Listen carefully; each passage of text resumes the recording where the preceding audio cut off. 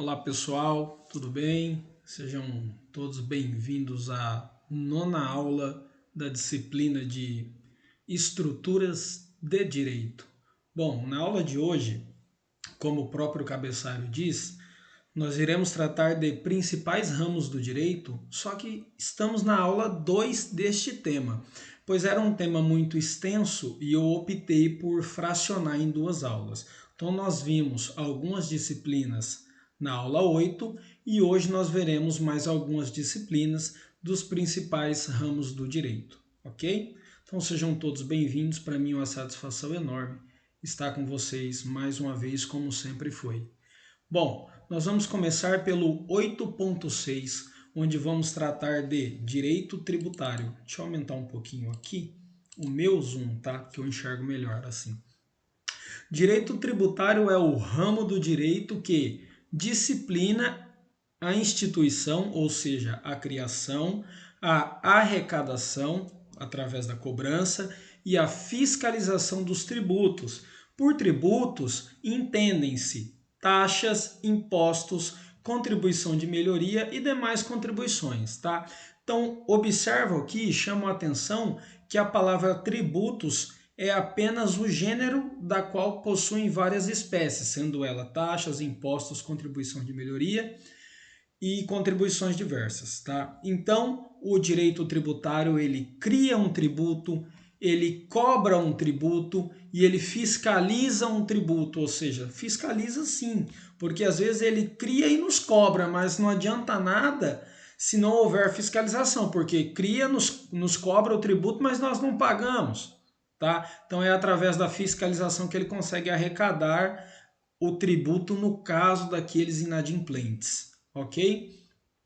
Principais legislações que tratam de direito tributário: Constituição Federal, Código Tributário Nacional, também conhecido como CTN, tá? Que foi instituído através da Lei 5.172, a Lei de Execução Fiscal, tá? A Lei de Execução Fiscal dispõe sobre a cobrança judicial da dívida ativa da Fazenda Pública no que diz respeito a tributos. Então vamos lá. A Constituição Federal em si, ela organiza, e isso nós vamos ver em aulas seguintes, através de competências para legislar, o que cada ente federado pode fazer. Tá? O que cada ente federado pode cobrar, em qual área cada ente federado pode trabalhar. Tudo bem? No que diz respeito ao Código Tributário em si, ele diz respeito ao funcionamento do tributo, tá? Como funciona, como se cria, qual que é a base de cálculo, como se cobra, quando prescreve, quando não prescreve, sobre o que incide, tá? Qual que é o verbo utilizado para que se incida. Então, assim, vou usar um exemplo para vocês, tá? Muito recente, recentíssimo, agora do final de maio e começo de junho. ICMS é o Imposto sobre Circulação de Mercadoria e Serviços, tá?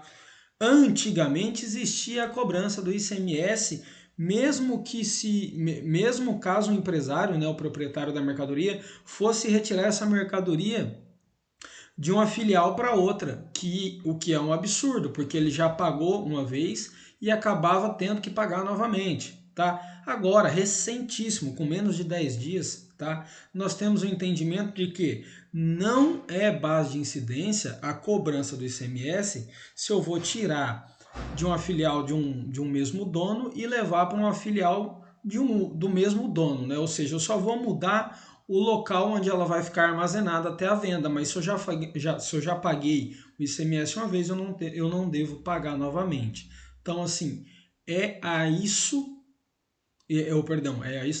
é a ideia, tá, do CTN, essa é a finalidade do CTN, entre tantas outras, tá? CTN também ele qualifica tributos, ele cita as características de tributo, tá? As disposições, tá? Ele define tributo para que não haja dúvidas, as competências para fiscalização e etc. Não dá para falar, como eu já disse, cada tema desses, eles são tratados entre 1, 2 ou até 3, 4 semestres da disciplina do curso de Direito.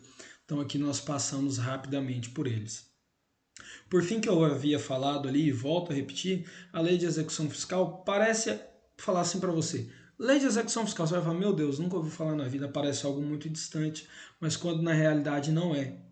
Fica sem pagar a parcela do IPVA, a parcela do IPTU da tua casa ou do IPVA do seu veículo, que você vai conhecer a lei de execução fiscal, tá? Chamada LEF, através da qual o Estado exerce a cobrança judicial de um tributo que não foi pago. Então, ou seja, é o meio pelo qual o Estado vai compulsoriamente te obrigar a pagar o tributo, tá bom? Então, isso foi uma rápida pincelada no que diz respeito a direito tributário. Falar um pouquinho de direito civil, tá? O direito civil é o ramo do direito privado. Então lembra que eu já havia falado sobre ramo de direito público, sobre direito privado também. Então o direito civil é o ramo do direito privado, que disciplina as pessoas naturais, elas podem ser físicas, elas podem ser jurídicas, também disciplina os negócios, qualquer tipo de transação, também disciplina no que diz respeito à família, a obrigação dos pais com os filhos, dos filhos com os pais, ok? As obrigações, os contratos, as propriedades também estão disciplinadas através do direito civil, tá? E demais direitos reais, bem como sucessão. Só para deixar claro, né, a palavra sucessão é aquela que ocorre após o falecimento de uma pessoa natural, ok? Observação aí talvez seja uma palavra nova, algo que nem todos estão habituados, tá? Direitos reais. Então, os direitos reais se caracterizam por serem um poder direto e imediato sobre a coisa. Então, os direitos reais se caracterizam por serem um poder direto e imediato sobre a coisa, enquanto os direitos pessoais traduzem uma relação entre pessoas, tendo por objeto uma obrigação. Então, quando eu estou falando de direitos reais, estou falando de coisas e não de pessoas. Direito civil trata-se de um conjunto de normas. Se você voltar na minha aula 2, na minha aula 1, tá? Quando eu comecei a questionar o tema direito, tá? Quando eu comecei a definir o melhor conceito para o tema direito, eu sempre falei que era esse o conceito que eu mais gostava, tá? Então o direito civil está junto nesse conceito, tá? É o conjunto de normas, regras e princípios que regulam as relações entre particulares que se encontram em situação de equilíbrio de condições, ou seja, estão no mesmo nível hierárquico. Principais legislações no que diz respeito ao direito civil, lógico que existem várias. Eu quis aqui trazer três, tá? Três que são muito usuais no dia a dia de todo mundo. Bom, primeiro, o próprio Código Civil, ele tem mais de 1.200 artigos que disciplinam desde o nosso nascimento até o nosso falecimento e posterior partilha de nossos bens. Então esse é o principal codex no que diz respeito a Código Civil e suas normas.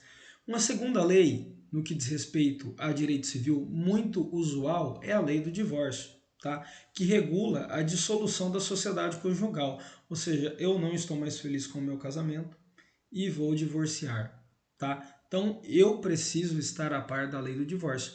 Ela vai regular como vai acontecer essa dissolução. Por fim, lei da locação, já aqui embaixo, a lei 8.245 de 91 é uma lei muito recente. Ela diz respeito a como deve funcionar a locação de imóveis urbanos e os procedimentos pertinentes. Duas observações que eu ia fazer, né? Observação sempre atentar-se a esta norma quando se tratar de locação. Tem gente que acha que locação ela pode ser feita à torta e direito, tá? Então não, existe uma lei só para regular locação. Em seguida, vale lembrar que essa lei possui validade apenas para imóveis urbanos. Então não acredito que é porque você loque um sítio, loque uma chácara, loque uma fazenda, que já estaríamos falando em arrendamento, tá? Que você estaria amparado pela lei de locação. tá bom? Então citei aqui para você 3 das principais normas jurídicas no que diz respeito ao direito civil. Enfim, vamos falar de direito empresarial. Direito empresarial vai estar sempre presente na vida do contador, sempre presente na vida do administrador, queira você ou não.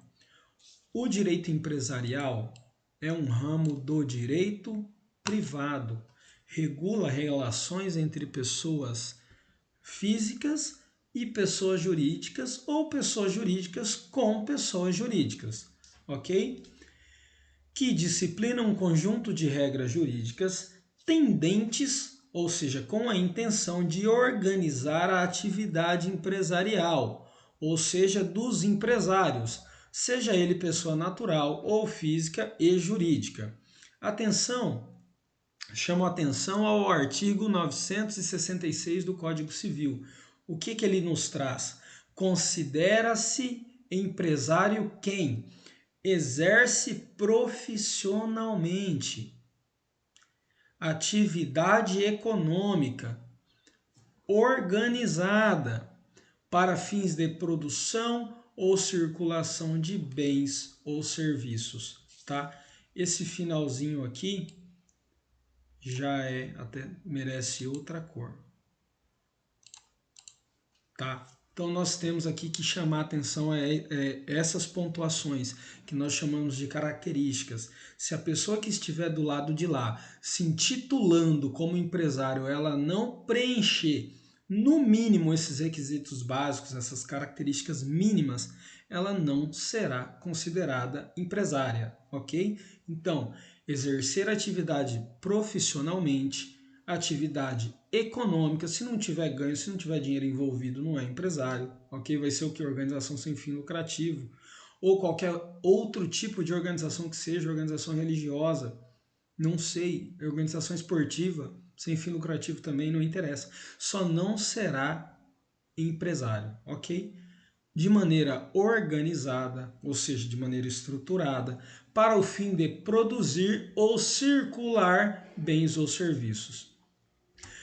A partir da entrada em vigor da Lei 10.406 de 10 de janeiro, de 10 de janeiro de 2002, que é o Código Civil, a denominação dessa disciplina passou a ser direito empresarial, o que antes era chamado de direito comercial. Então, às vezes é muito comum, talvez se vocês tivessem pegado outro professor que não eu, que cursou direito antes de 2002, encontramos ainda, apesar de estarmos em 2020, vários advogados por aqui, vários professores ainda, que se esquecem e por costume chamam de direito comercial, mas o direito comercial está extinto, tá? Então hoje nós chamamos de direito empresarial, pois é assim que o Código Civil, que eu acabei de falar acima, trata o tema, ok? Principais legislações que regulam esse assunto direito empresarial. Código Civil, pois nele existe, tá? Um campo denominado especificamente para tratar de questões empresariais, ok? Existe um capítulo, né, chamamos assim, que é a partir do 966, para tratar de direitos empresariais, lei de propriedade industrial, lei do cheque, porque muita gente não sabe, mas o cheque também é a duplicata, tá? Já vou aproveitar e falar numa única vez. Tanto a lei do cheque quanto a lei da duplicata foram artifícios comerciais, que eu ia dizer comercialmente criados, tá? Para auxiliar os comerciantes. Isso aí no século passado, né, em 1980 e 1970, 1960, para que eles pudessem ter uma expansão na sua atividade, ou seja, eles trabalhavam, tá? Não é avantajada a palavra correta, espera aí que eu vou buscar aqui para vocês. Me fugiu o tema. Alavancados, tá? Eles com o cheque ou através da duplicata, eles conseguiam trabalhar alavancados, ou seja, eles conseguiam comprar um produto para que só pagasse daqui 30, daqui 60 dias. dando assim a eles mais poder de compra. A eles quem? Aos empresários, que na época eram chamados de comerciantes, tá? Aos empresários mais poder de compra, para que no final, depois de muitos dias negociando, vendendo, tá, trabalhando, eles cumprissem com a obrigação que se comprometeram, ou seja, a quitação do cheque, ou seja, a quitação do duplicado. Também é muito importante observar a legislação mais recente no que diz respeito a direito empresarial. Qual é? É a lei da falência e da recuperação extrajudicial, que é a lei 11.101 de 2005, tá? Diz respeito às vezes que as empresas não estão mais conseguindo sobreviver, adimplir com seus compromissos e elas tentam pela via judicial ou não, através de propostas aos seus credores, se recuperarem num momento difícil. Isso tem acontecido muito em 2020 e 2021, mas sempre aconteceu, né? Mas em especial em momentos de crise. Mas caso não seja possível essa recuperação, aí nós já estamos falando em falência, que é o momento em que a empresa decreta a falência, de fato, ok? E começa o procedimento falimentar de falência para que pague todos os seus credores, todos os seus trabalhadores, nos termos da Lei 11.101. Chama atenção então para o tema, ok? Seguindo, vamos falar de direito do trabalho, tá? Que eu mais gosto, que é direito do trabalho. É um conjunto de princípios e regras, conjunto de princípios e regras aplicáveis às relações individuais e coletivas que nascem entre empregadores privados ou equiparados e os que trabalham sobre sua direção, ou seja, sob sua subordinação. Quando nós falamos aqui relações individuais ou coletivas, as individuais todo mundo sabe, é uma relação entre o empregado e o empregador, mas também há que se lembrar as relações coletivas, que são as relações entre um sindicato com uma empresa ou de um sindicato com outro sindicato que representa outra classe, ok? E que trabalham, que prestam seus serviços sobre direção do trabalhador. Olha, o tema direito do trabalho é um tema muito extenso. Igual eu disse no dia que eu dei essa aula ao vivo, é um tema que talvez, se tiver tempo, não garanto, porque ao andar das coisas aqui como estamos hoje, talvez, pelo que eu tenho visto, eu vou terminar certinho minha última aula no último dia disponível, talvez não dê tempo. Mas se der tempo, eu me disponho a dar uma aula só sobre direito do trabalho para vocês. Então aqui eu estou passando rapidamente. Ramo do direito muito importante, direito do trabalho, ok? Regula relações entre empregadores ou empregados, ou sindicatos e patrões, ou sindicatos entre si. Principais legislações. Vamos falar em três, tá? Consolidação das leis do trabalho, a mais antiga de todas, 1946. Regula tudo o que diz respeito a essa disciplina. Seguindo, Fundo de Garantia do Tempo de Serviço, chamada Lei do FGTS, a Lei 8.036. Todo mundo tem que saber. Funcionário que está trabalhando, o empregador é obrigado a depositar 8% do salário base, ok? Naquele fundo, tá? Ou seja, naquela sua conta criada junto à Caixa Econômica que você não consegue movimentar. É como se fosse uma garantia sua para quando você for dispensado inesperadamente, você tem ali uma garantia, um valor a receber. Seguindo, trabalho temporário, tá? Lei 6.019 de 74 trata do trabalho temporário, ok? São aqueles trabalhadores que são contratados em especial para trabalhar um período só e depois eles já encerram o contrato e seguem sua vida. Então aqui, três exemplos de legislação no que diz respeito à norma trabalhista. Chama atenção a mais importante de todas, tá? A consolidação das leis do trabalho. Desculpa ter pulado aqui, tá? A Constituição Federal, ela é muito importante, então seria o quarto exemplo, no que diz respeito aos direitos fundamentais dos trabalhadores, aos direitos imateriais dos trabalhadores. Exemplo, tá? Um exemplo de direito, professor. Direito à saúde e segurança do trabalho. Pronto. Direito à jornada de 8 horas diárias, 44 semanais, 220 mensais. Então estão aí dois exemplos, ok? Seguindo para o último ramo que eu pretendo tratar hoje, é o ramo de direito previdenciário, tá? Também conhecido como Seguridade Social, compreende um conjunto integrado de ações de iniciativa dos poderes públicos e da sociedade, destinados a assegurar a saúde, a previdência social e a assistência social. Então eu vou explicar aqui que seguridade é igual assistência social, saúde e previdência social. Então eu vou te explicar o que significa assistência social, o que explica saúde, o que significa, desculpa, saúde e o que significa previdência social. Com esse monte de social na história e previdência, assistência, todo mundo confunde tudo, tá? Mas você não vai mais passar por isso. Saúde é um direito de todos e dever do Estado. Está na Constituição Federal isso, ok? E deve ser garantido mediante políticas públicas e econômicas. E é um segmento da Seguridade Social que não exige contribuição.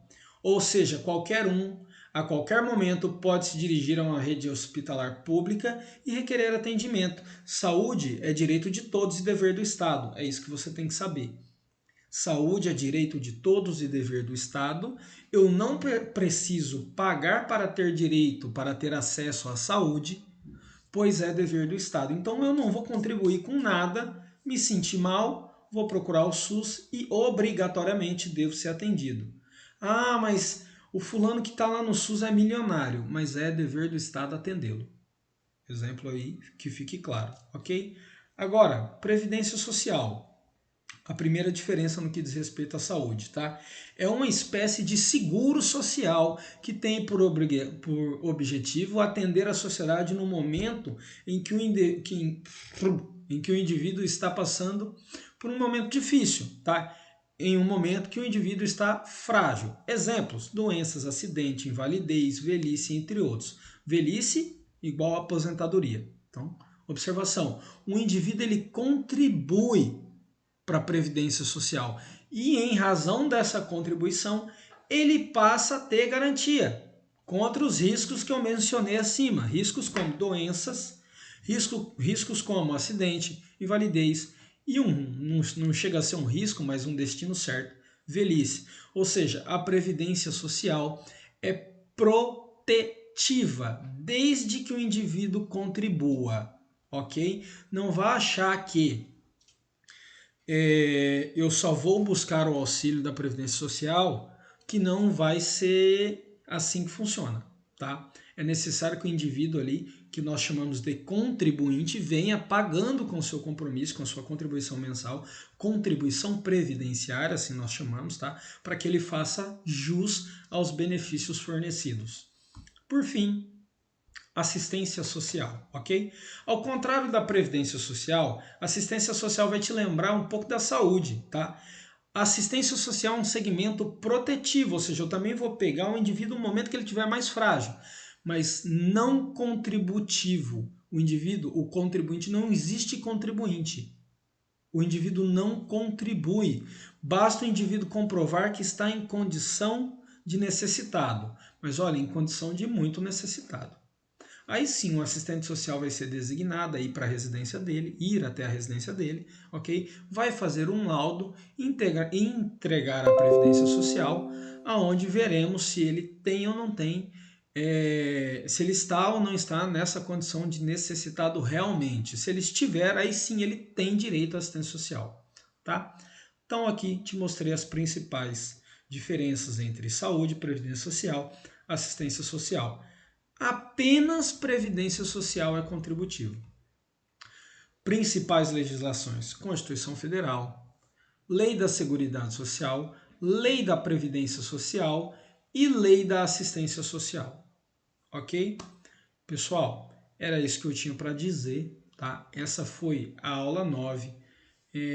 A entrega das minhas aulas por meio do Classroom, graças a Deus ela está acompanhando bem a realidade, porque semana passada foi a aula 10 e eu já estou entregando a aula 9 hoje, então até o final de semana eu devo entregar a 10 também para vocês, tá? Muito obrigado a todos que ficaram até aqui E eu fico à disposição para quem tiver dúvidas aí, você sabe que eu sou super acessível. Tem um delay, uma demora para conseguir atender todo mundo, mas sou acessível, tá bom? Obrigado, espero vocês na aula 10. Um abraço, bons estudos.